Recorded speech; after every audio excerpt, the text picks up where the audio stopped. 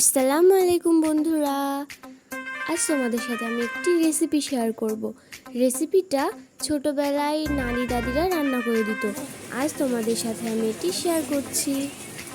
রেসিপিটি হচ্ছে নারিকেল দিয়ে মুরগির মাংস রান্না। তো চলো শুরু করা যাক। এইবার আমি উনুনে একটি কড়াই বসিয়ে দিলাম। কড়াইটি গরম হয়ে গেলে তাতে দিয়ে দেবো সরিষার তেল, কুচনো পেঁয়াজ আর তেজপাতা। পেঁয়াজটা একটু নাড়াচাড়া করে লাল লাল করে ভেজে নেব। তো তারপর দিয়ে দিচ্ছি আদা বাটা, রসুন বাটা ও অল্প একটু পেঁয়াজ বাটা। তো কিছুক্ষণ নাড়াচাড়া করার পর দিয়ে দিচ্ছি শুকনো লঙ্কা গুঁড়ো, হলুদ গুঁড়ো, লবণ ও গোটা গরম মশলা। তারপর নাড়াচাড়া করে নেওয়ার পর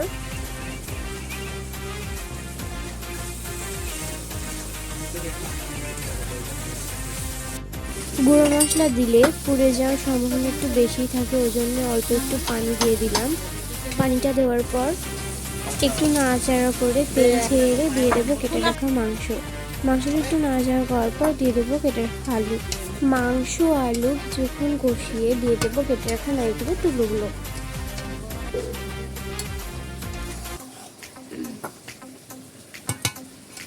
ঠিক আছে।